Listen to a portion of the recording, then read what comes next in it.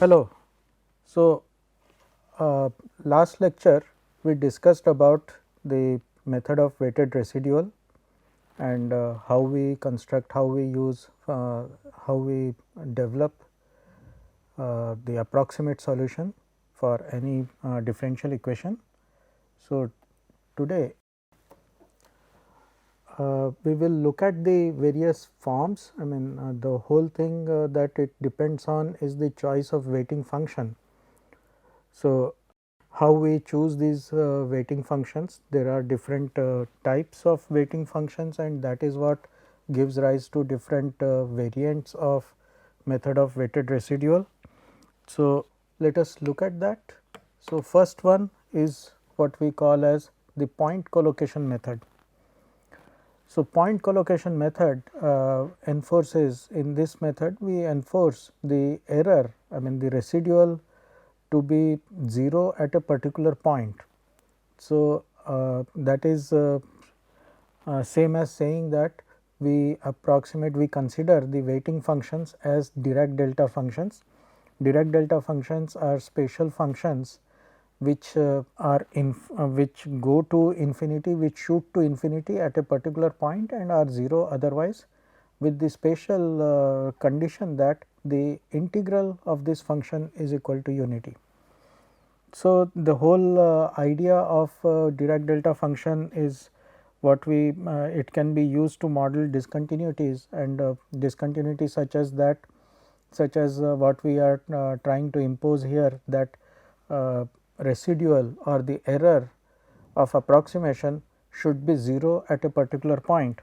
So, it is something like this: any function f of x which is continuous within the range a to c, and if I multiply it by Dirac delta function, let us say x minus b. So, that means this Dirac delta pulse, the infinite pulse is located at point b, x is equal to b, and this integral, definite integral, evaluates, because this Dirac delta function is 0 everywhere else, it is equal to infinity at x is equal to b, such that the area under this curve is equal to 1. So, effectively this reduces the integral to the function evaluation at point b, and where b is any point in between the interval a to c. So, this is what the point collocation method means. We take this domain residual and Dirac delta function as one point, Dirac delta at one point, and we make this residual to vanish at that particular point, and we can generate as many points as required in the domain according to the number of unknown coefficients, and that those will be the independent equations that we will have with us to solve for the unknowns. So, essentially converting, as we discussed earlier, transforming differential equation into simultaneous algebraic equations. So, we generate as many equations as we need by enforcing the residuals to vanish at different points in the domain and solving the resulting simultaneous equations. Now, the next next variant of method of weighted residual is subdomain collocation. So, instead of forcing the error to vanish at a particular point, we can insist on vanishing the error over some domain, part of the domain. So, we can divide the domain of the problem into sum of non-overlapping subdomains. So, omega total domain of the problem can be represented as sum of several subdomains which are non-overlapping in nature, and then we integrate the error over each subdomain and put it to 0.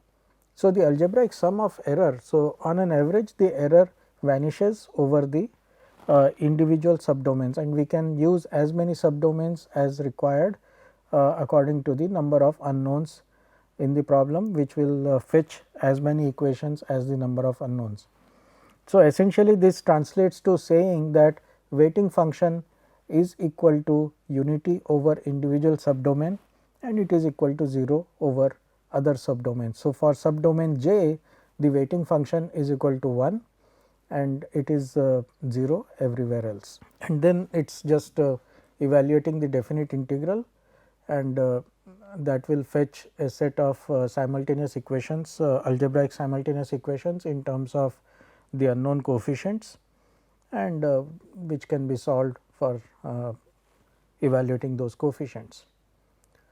The third and the most popular method of all in method of weighted residual is called Galerkin method. In Galerkin method, the weighting functions are taken to be the same as that of the trial functions. Trial functions in the series solution that we had earlier. So, this series function, you can see the trial function approximate solution is given as linear combination of these trial functions. C j's are the unknown coefficients and G j's are the trial functions, and we choose these trial functions as the weighting functions, and once we do that, then that gives us the what we call as Galerkin method for method of weighted residuals, and we can go ahead and evaluate the integrals, and that will fetch a set of simultaneous equations, and we can use those for solution of simultaneous equations. Now, Galerkin method obviously has a is very popular, and there are reasons for that. First thing is because we are choosing the weighting functions as the trial functions. So, the whole problem of or there is no ambiguity or there is no uncertainty as far as weighting functions or what weighting functions to be chosen is concerned, and more or less because the weighting functions trial functions, they satisfy the homogeneous boundary conditions.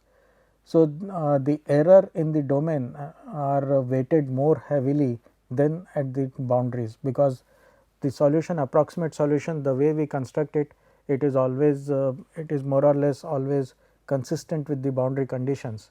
So, trial solution approximate solution satisfies the boundary conditions. So, the error is not much at the in the neighborhood of the boundaries. So, when we choose trial functions, these trial functions which satisfy the homogeneous boundary conditions, so that means they vanish at the boundaries, then the error, I mean we add more importance to the error within the interior of the domain, and that is what improves the quality of approximation. So, let us try out how this thing entirely works in practice.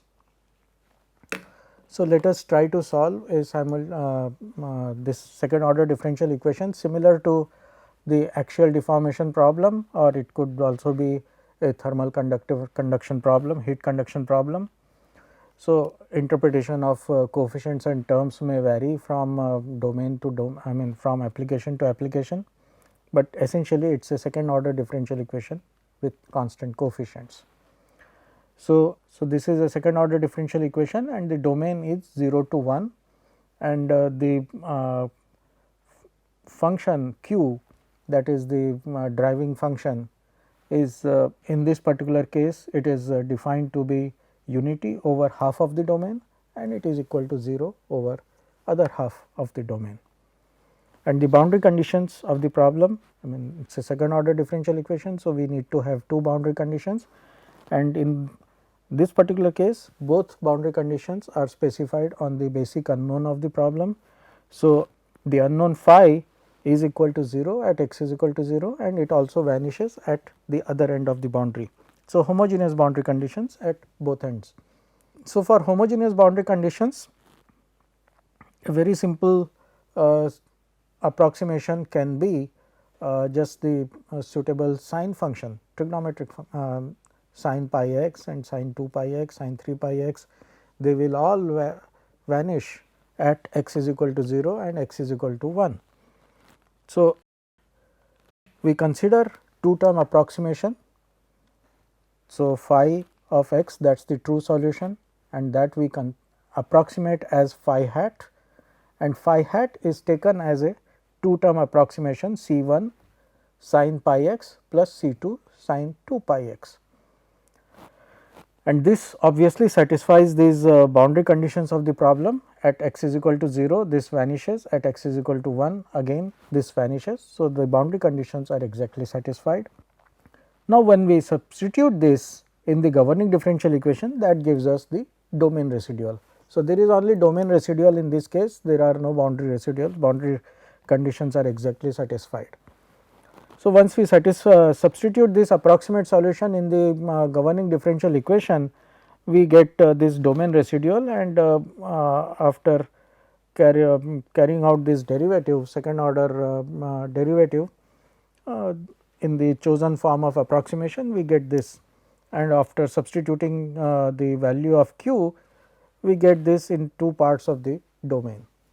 So, domain error residual is equal to this for first half of the domain, and this is the domain residual in the second half. So, the statement of weighted residual, I mean the whole basis of approximate solution is we can enforce the weighted average, weighted sum of the domain residual to vanish to be equal to 0, and that is what we do. I mean, we can, the domain is entire domain omega is split into two parts, because the domain residual is discontinuous over two parts.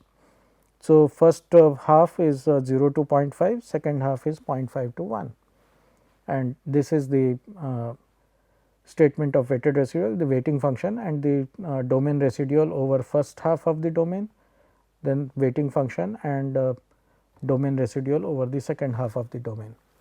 Now, at this point we can choose any of these the two methods, we any of the three methods that we discussed: point collocation, subdomain collocation, and Galerkin method.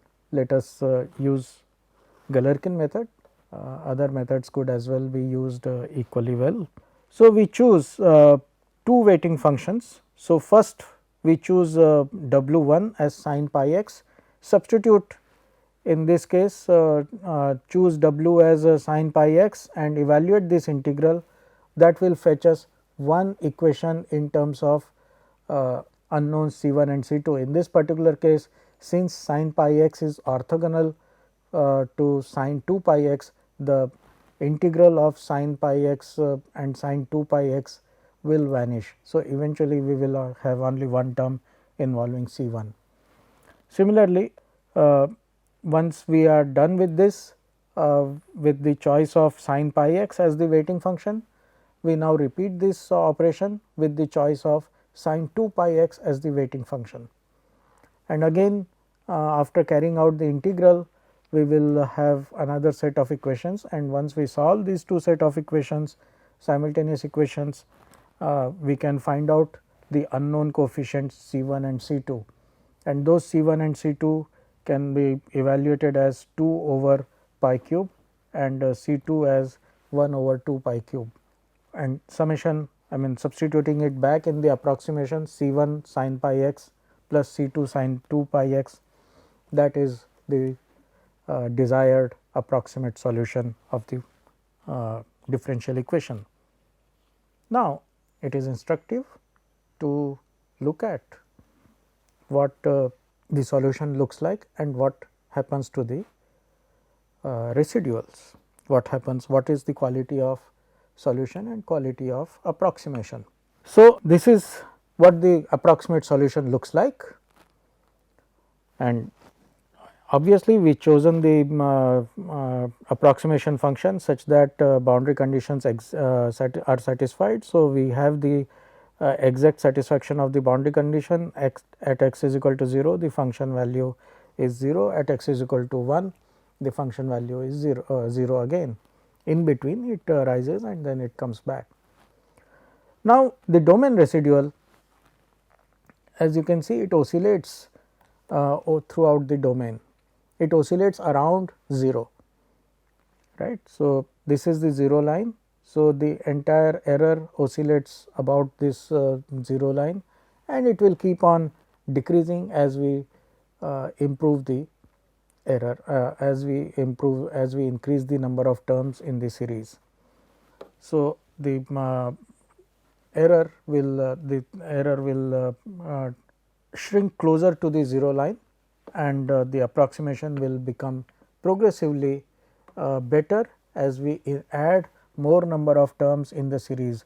So, instead of just 2 term approximation, if I use 3 term approximation, 4 term approximation, 6 term approximation, I will get better and better quality of results with smaller absolute error in the domain. This is similar to what we always know.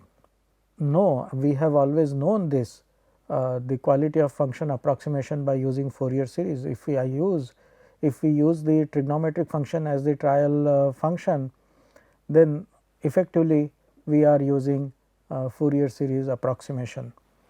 And we all know about the convergence properties of the Fourier series. Any finite function can be represented as a Fourier series approximation periodic function, as a Fourier sum of trigonometric functions, and that is what allows us, I mean, we should not be surprised at looking at the convergence of the approximation. More on convergence a little later. So, now one thing that we need to look at is, while we are looking at the governing differential equation here. So, second order differential equation.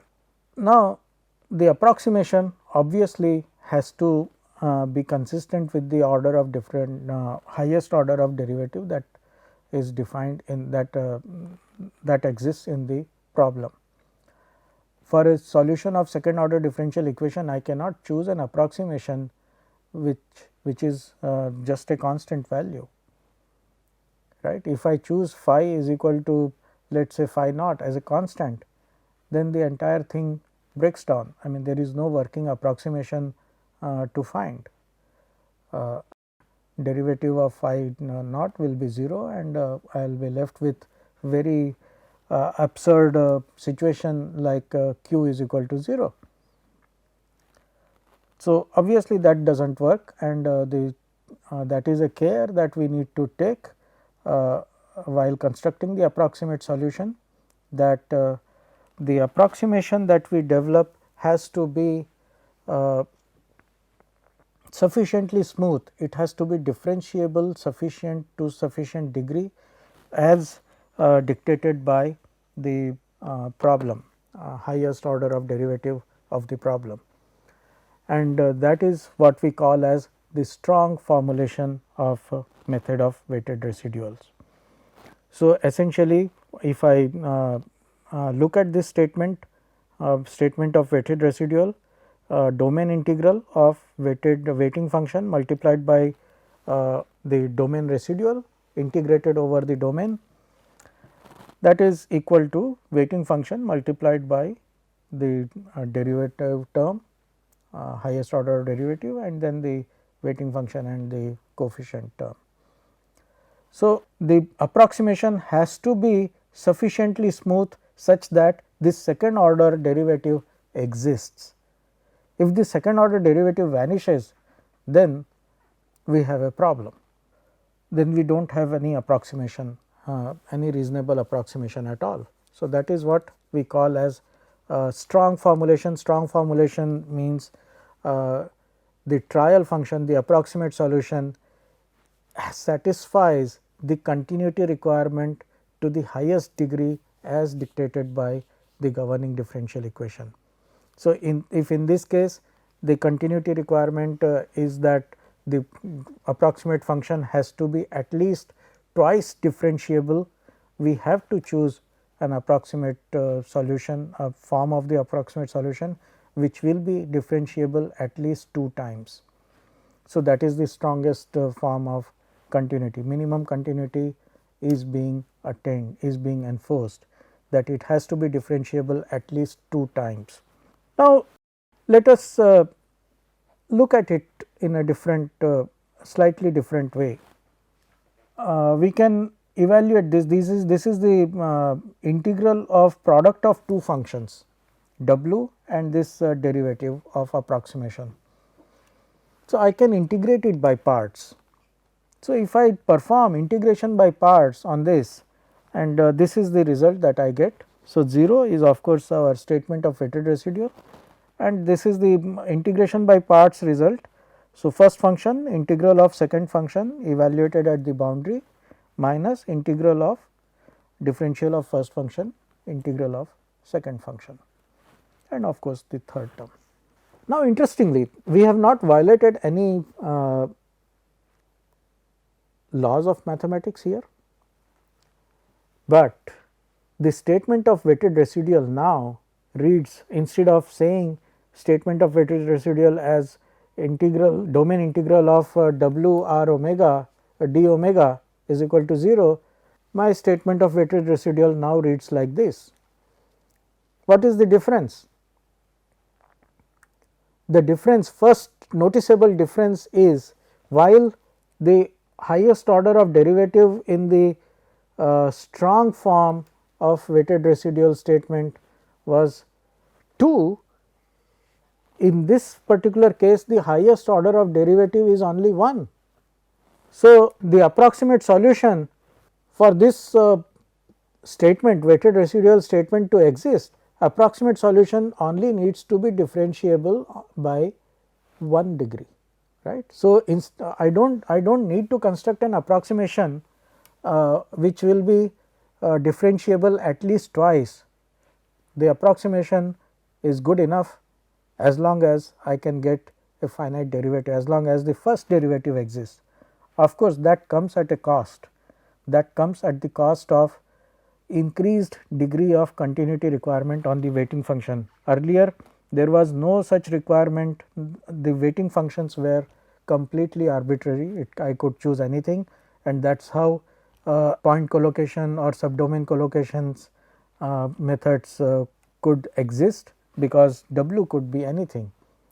But now if I take this liberty that I can take the liberty of I can reduce the continuity requirement or the differentiability requirement on the approximate solution at the cost of increasing the continuity requirement of the weighting function, then I am looking at a situation in which the approximation can be constructed of lower degree polynomials. I mean lower degree function, I mean which may not be sufficiently smooth, I mean sufficiently differentiable as dictated by the governing differential equation. So, that is a very profound statement. So, the continuity requirement for the approximate solution is now decreased at the cost of higher continuity requirement for weighting functions, and this is called the weak formulation of method of weighted residuals. And another thing, weak formulation of weighted residuals, that is the cornerstone of approximate solution. Many important results derive from this statement. It is worth the time to delve upon this, dwell upon it for a little longer. We can see that the integral is domain integral is this particular thing, and if I choose weighting functions same as the trial functions, right, phi hat has those same trial functions, and if I choose weighting functions as we did earlier, then this integral essentially leads to a symmetric system of simultaneous equations, a much desired quality for numerical computations. A symmetric system of equations is numerically very stable and very efficient and robust solution techniques can be adopted, can be deployed for solution of simultaneous equations. So, a by using this weak form of method of weighted residual and using the Galerkin approach, I guarantee the simultaneous equations that we will be using, we will be getting for solution of unknown coefficients is going to be a symmetric system of equations, and that is a very desirable property for numerical solution. Another thing that we need to know, I mean obviously there is no it may seem that now we have additional difficulty of choosing weighting function which is now of higher continuity requirement. It is not a problem because we are using weighting functions same as the trial functions, and as long as trial functions are sufficiently smooth by according to the order of derivative required in the as dictated by this method statement of weighted residual, we have just as many trial functions as we need for the solution of for the generation of requisite number of equations for solving unknown coefficients. So, it is a kind of made for each other kind of situation and leads to a very stable system of equations for solution. Now, another thing that we need to notice here is the boundary term. Boundary term is always a product of two terms, W weighting function and a derivative function. Interpretation of this boundary term varies from domain application to application. In case of mechanics based applications, structural mechanics applications, this derivative term will always correspond to a force like quantities, and this term weighting function term always corresponds to displacement like quantities, such that I mean the weighting function, another interpretation of weighting function now we can also look at this as a virtual displacement. So, this boundary term now looks at it has this interpretation of the work done by the boundary forces in moving through the virtual displacements at the boundaries. So, this is what the interpretation of the method of weighted residuals is and weak formulation of method of weighted residuals, and looking at this boundary term that also gives us important idea about the identification of what are the essential boundary condition. I mean how do we recognize given the differential equation and the associated boundary conditions, how do we recognize which of the boundary conditions are essential boundary conditions and which are natural boundary conditions, or the other mathematical parlance they are referred to as Dirichlet boundary conditions and Neumann boundary conditions. This distinction, it is important to recognize this distinction because we need to construct our approximate solution in such a way that the essential or Dirichlet boundary conditions are always satisfied. Natural boundary conditions or the Neumann boundary conditions would be satisfied through the process during the process of approximation. We do not really need to bother about imposing the Neumann boundary conditions during the process of approximation itself. If it is easy to do, if it is easily done, no harm in doing that, but there is no need to sweat unnecessarily trying to find a suitable approximation which will satisfy all boundary conditions Dirichlet and Neumann, or essential and natural. We only need to worry about satisfying essential boundary conditions or the Dirichlet boundary conditions. More on this in our next lecture, and how we go about and how to interpret and how this method of weighted residual weak formulation is similar to another formulations of approximate solutions, and how we can establish a parity between this weak formulation of method of weighted residual with the variational methods of approximate solution or the variational calculus. We will discuss that in our next lecture. Thank you.